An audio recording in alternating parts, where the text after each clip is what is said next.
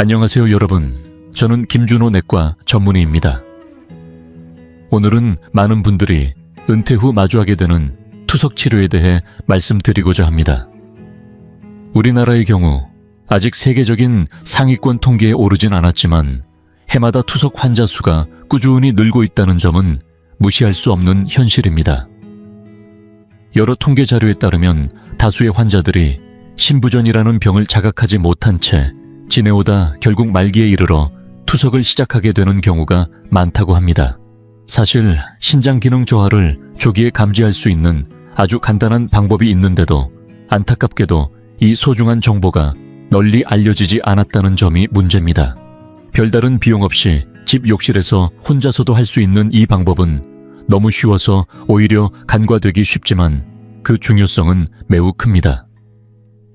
더욱 놀라운 점은 6만 8천 명 이상을 15년간 추적한 장기 연구에서 투석 환자의 87%가 진단 1, 2년 전부터 명확한 경고 신호를 이미 보내고 있었다는 사실입니다. 그 조용한 신호는 우리가 매일 아침 아무렇지 않게 반복하는 습관 속에 숨어 있었습니다. 바로 하루 첫 소변입니다. 오늘 저는 별도의 장비도 필요 없고 비용도 들지 않는 가장 단순하면서도 핵심을 찌르는 관찰법을 나누기로 마음먹었습니다. 아침에 단 10분만 더 집중해 주시면 앞으로 매달 수십만 원까지 들어갈 수 있는 투석 비용을 미리 막을 수 있을지도 모릅니다. 무엇보다도 여러분의 노후, 삶의 질을 오래도록 지켜주는데 큰 도움이 될 수 있습니다. 본격적인 내용에 들어가기 전에 오늘 영상이 유익하다고 느껴지신다면 좋아요와 구독을 눌러주시고 건강을 아끼는 가족과 지인분들께도 꼭 전해주세요. 본격적으로 소변을 관찰하기 전에 우리는 먼저 신장이라는 장기가 어떤 방식으로 일하는지 제대로 이해해야 합니다. 신장은 우리 몸에서 가장 조용한 기관입니다. 심장처럼 고동치지도 않고 위장처럼 아프다고 외치지도 않습니다. 그래서 더 무서운 것이죠. 신장이 망가지기 시작해도 대부분의 사람들은 아무런 자각 없이 지내다가 어느 날 갑자기 신부전 진단을 받게 되는 경우가 많습니다. 이미 중기나 말기까지 진행된 후에야 병원을 찾게 되는 것입니다. 그렇다면 왜 아침 첫 소변이 중요할까요? 밤사이, 즉 최소 6시간에서 많게는 8시간 동안 우리는 물 한 모금 마시지 않고 잠을 잡니다. 이 시간 동안 체내 수분은 줄어들고 소변은 더욱 진해집니다. 바로 이때의 소변이야말로 신장의 상태를 그대로 비추는 거울과 같은 존재가 됩니다. 거짓 없는 반영이죠. 한번 이렇게 생각해 보세요. 설거지할 때 사용하는 음식물 찌꺼기, 거름망을 떠올려 보세요. 만기 멀쩡하면 물은 술술 빠지고 찌꺼기는 확실히 걸러집니다. 신장도 똑같습니다. 하루 24시간 내내 피를 거르며 노폐물을 걸러내고 그것을 소변으로 만들어 배출합니다. 요소는 물론 몸속 대사 과정에서 쌓인 독소들도 다 여기에 포함됩니다. 하지만 중요한 건 신장은 유익한 성분들은 절대로 놓치지 않으려 한다는 겁니다. 예를 들어 단백질 적혈구 같은 소중한 물질들은 반드시 보존하려 하죠. 그래서 그런 물질들이 소변으로 빠져나온다는 건 뭔가 잘못되었다는 신호입니다.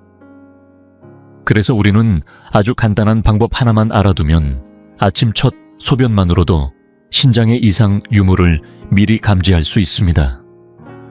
이 방법은 단 10분이면 됩니다. 매일 아침 실천할 수 있고 따로 돈이 들지도 않습니다. 자, 이제 방법을 알려드릴게요.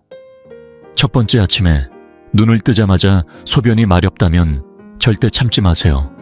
곧장 화장실로 가서 자연스럽게 소변을 봅니다. 두 번째, 소변을 다 보고 나서 급하게 물을 내리지 마세요.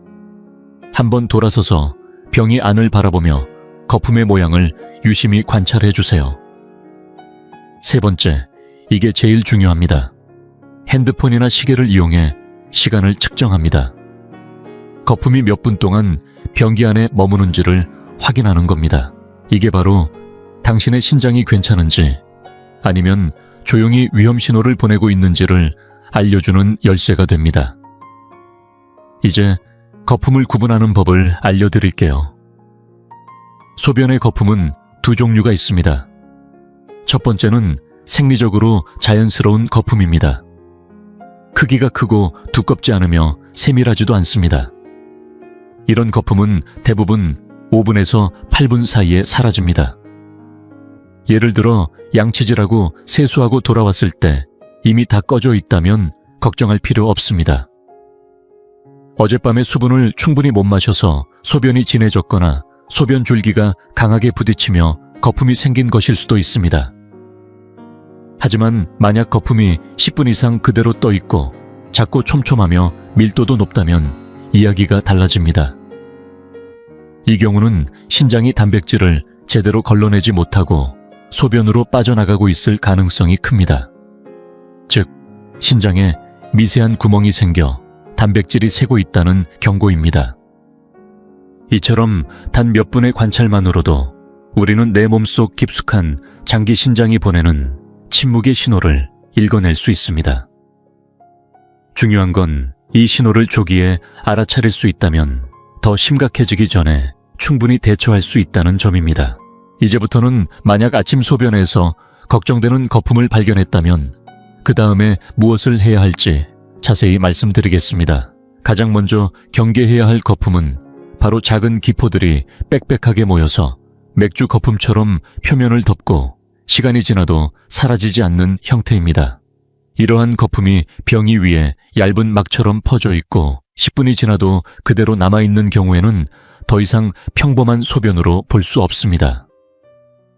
특히 며칠 연속 같은 현상이 반복된다면 신장이 이미 조용히 위험 신호를 보내고 있을 가능성이 큽니다.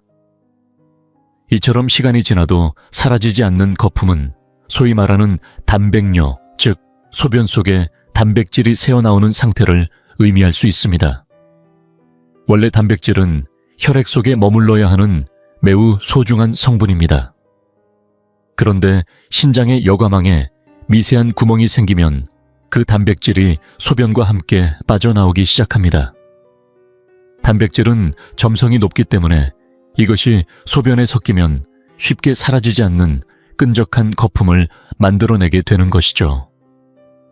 의학적으로 이 상태는 단백뇨라 불리며 신장질환의 가장 흔한 초기 징후 중 하나입니다. 무서운 점은 이 증상이 있을 때 대부분 아무런 통증도 느끼지 못한 채 병이 진행된다는 것입니다. 그러니 여러분이 만약 그런 거품을 반복해서 보게 된다면 절대 그냥 넘기지 마십시오.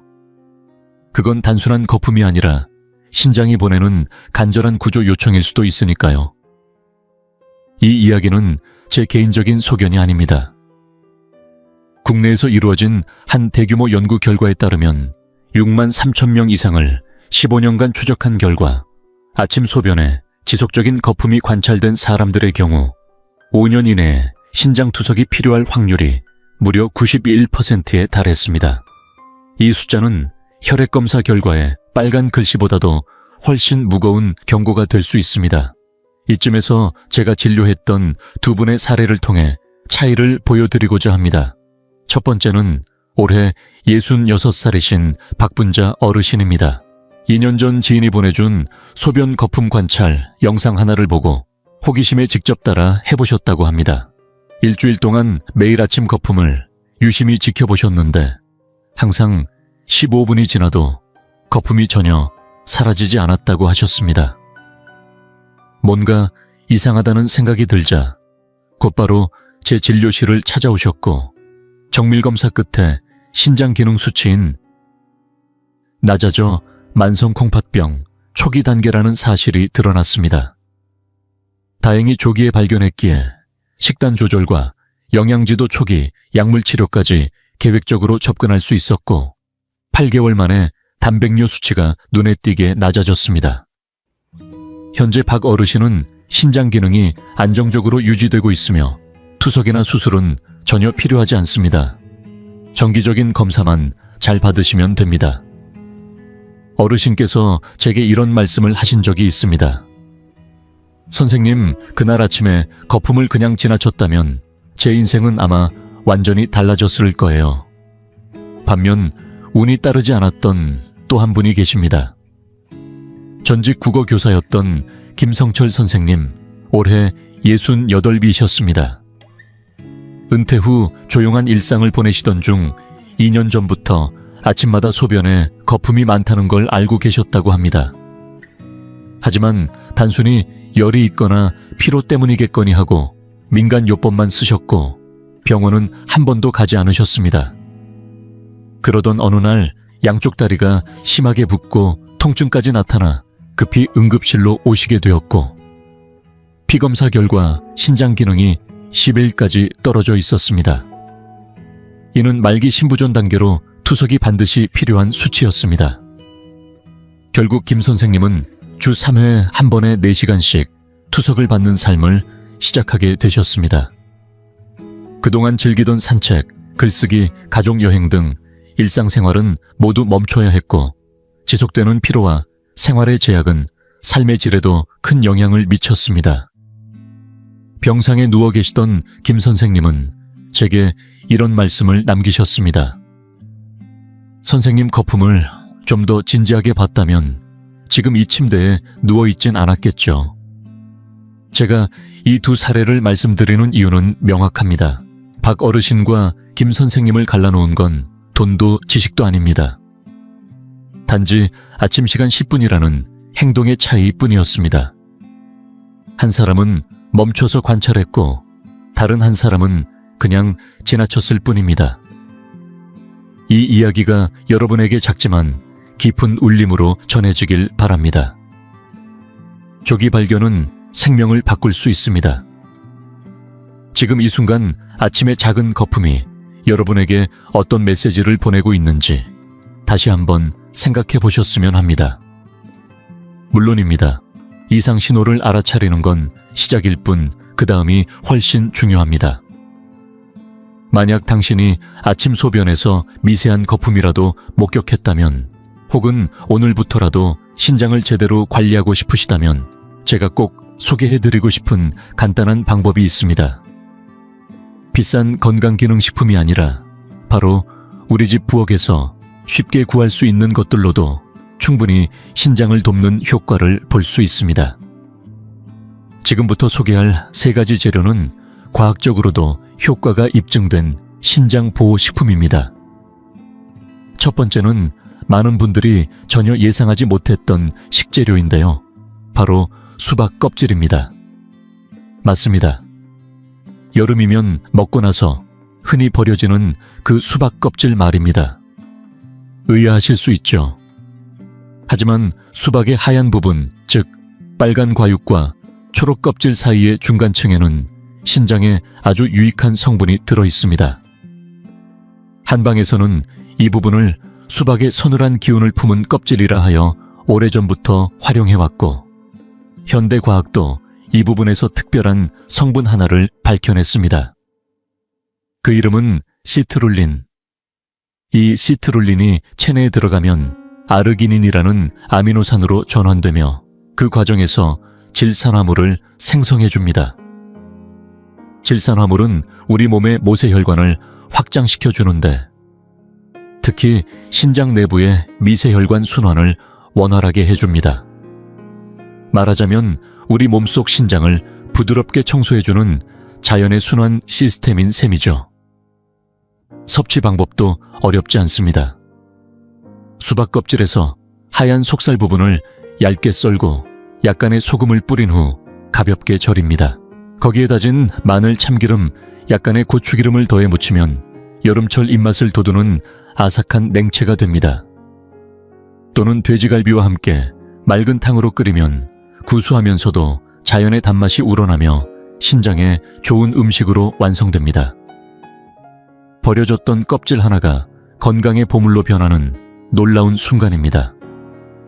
두 번째는 많은 분들이 평소 무심코 제거해버리는 사과 껍질입니다.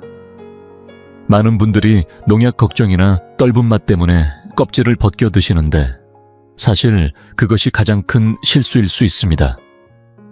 왜냐하면 사과 껍질에는 팩틴이라는 물에 녹는 식이섬유가 풍부하게 들어있기 때문입니다. 이 팩틴은 마치 작디작은 해독 스펀지처럼 작용해 장 속에서 중금속 과잉지방, 불필요한 콜레스테롤 같은 유해 물질들을 흡착하여 몸 밖으로 배출시켜줍니다. 독소가 줄어들면 당연히 신장이 걸러야 할 부담도 줄어들겠죠. 말 그대로 신장이 일하지 않아도 되도록 미리부터 돕는 역할을 하는 겁니다. 다만 한 가지 중요한 주의사항이 있습니다. 껍질을 드시려면 반드시 깨끗하게 세척해야 합니다. 흐르는 물에 충분히 헹군 뒤 부드러운 솔로 표면을 살살 문질러 농약이나 먼지를 제거해 주세요. 그 후에는 안심하고 사과 전체를 드셔도 좋습니다. 이렇게 소박한 사과 껍질 하나가 당신의 신장을 지켜줄 수 있다는 사실, 참 놀랍지 않으신가요? 마지막 세 번째는 조금 생소하게 들릴 수도 있겠지만 효과만큼은 확실합니다. 바로 무가당 크랜베리 원액입니다. 여기서 중요한 건 반드시 무가당 제품이어야 한다는 점입니다. 마트나 편의점에서 쉽게 볼 수 있는 단맛이 첨가된 크랜베리 음료는 오히려 당분이 많아 건강에 해롭습니다. 제가 말하는 건 100% 순수 크랜베리 원액입니다. 맛은 시고 톡 쏘지만 그만큼 우리 비뇨기계에 주는 이점은 큽니다. 크랜베리에 들어있는 프로안토시아니딘 A는 신장에 아주 중요한 보호막을 형성해 줍니다.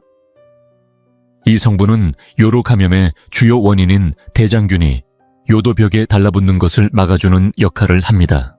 마치 프라이팬에 코팅이 되어 음식물이 달라붙지 않듯이 이 성분이 요도에 얇게 코팅되어 세균이 고정되지 못하게 하는 겁니다. 결국 세균은 소변과 함께 몸 밖으로 배출되어 감염을 예방할 수 있는 것이죠. 그렇다면 어떻게 마시면 좋을까요?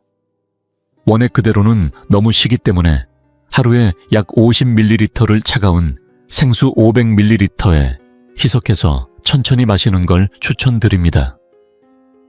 이렇게 하면 부담 없이 마실 수 있고 효과도 그대로 누릴 수 있습니다.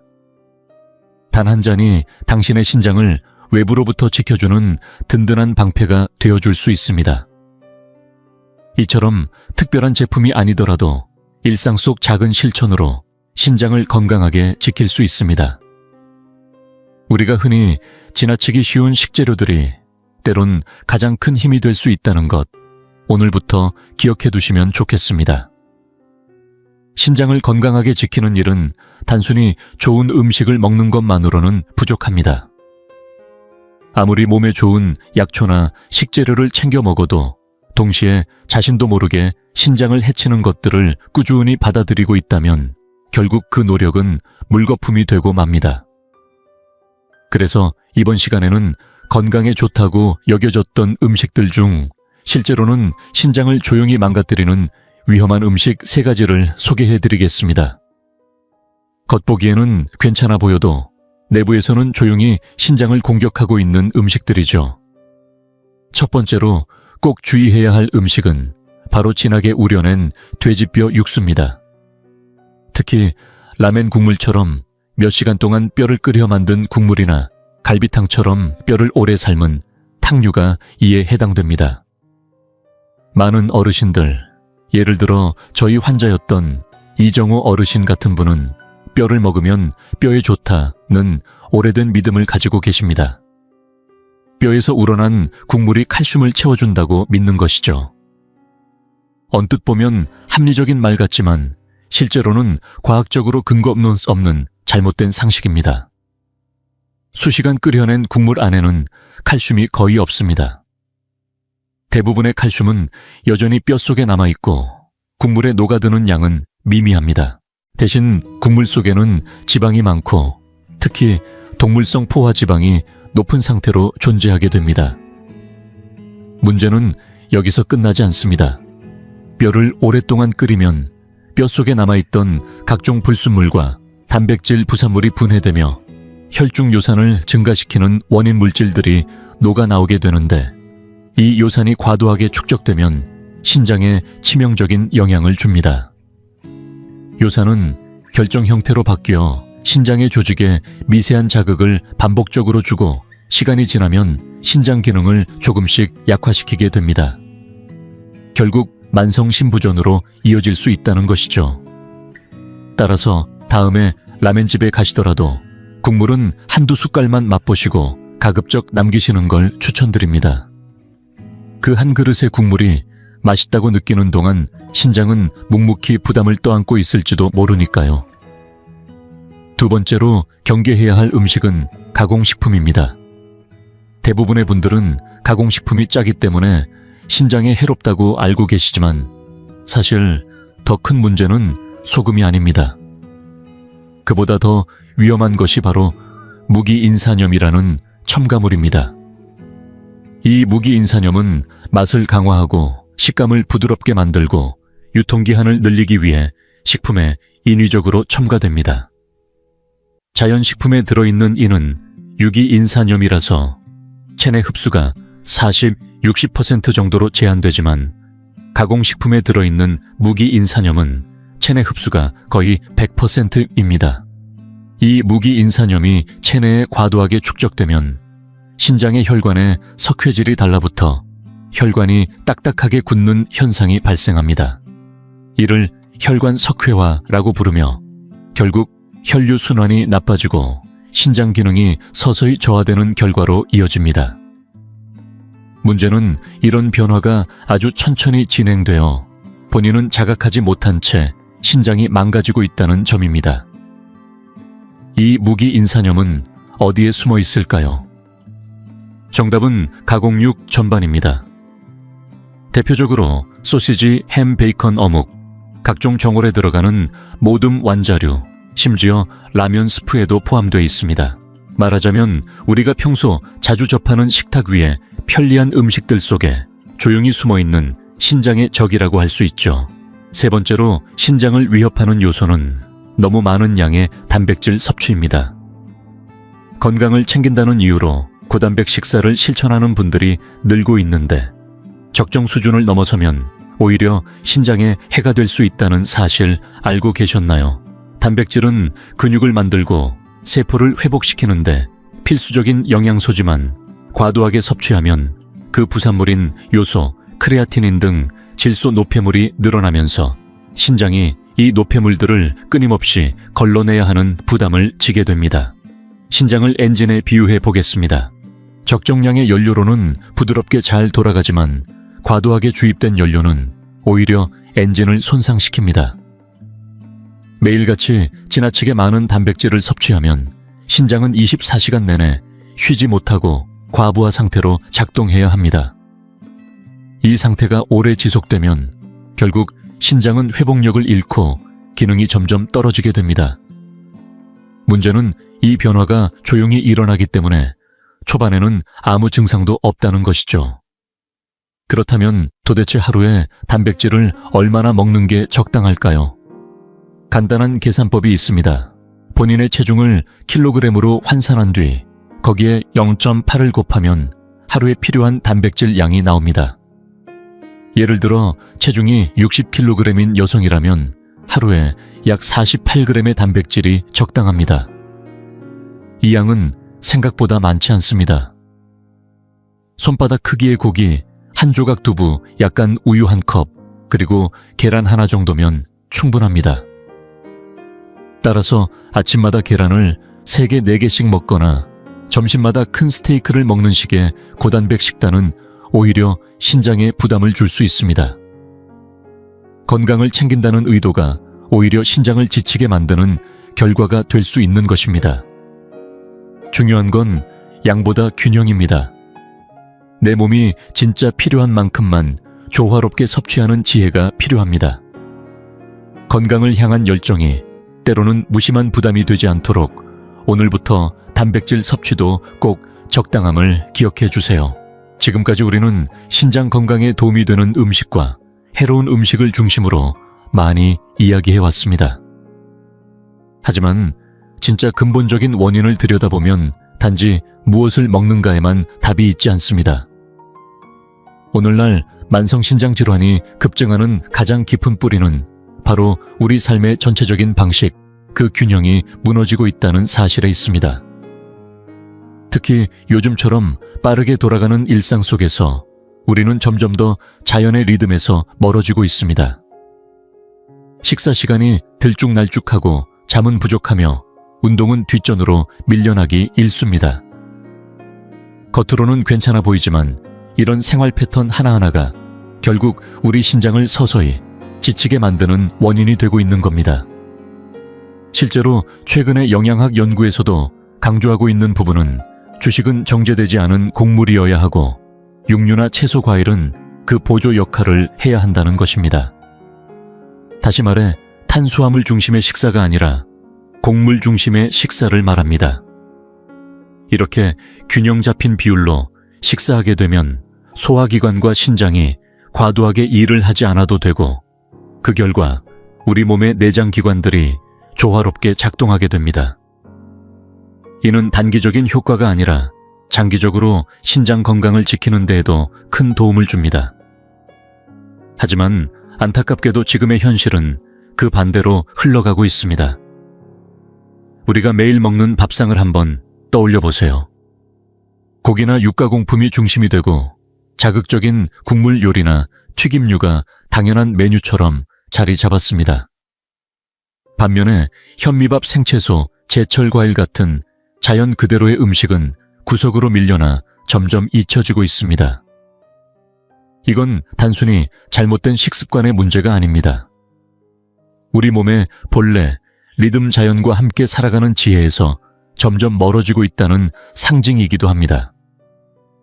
예로부터 우리는 계절에 따라 음식을 바꾸고 해가 지면 휴식을 취하며 자연과 조화를 이루며 살아왔습니다. 그런데 이제는 그런 흐름이 끊어지고 있습니다. 시간이 없다는 이유로 끼니를 대충 때우고 늦은 밤까지 전자기기 앞에 앉아있는 생활이 당연해졌습니다. 그 결과 신장은 쉴 틈 없이 독소를 걸러내야 하고 그 과부하는 결국 기능 저하로 이어지게 됩니다.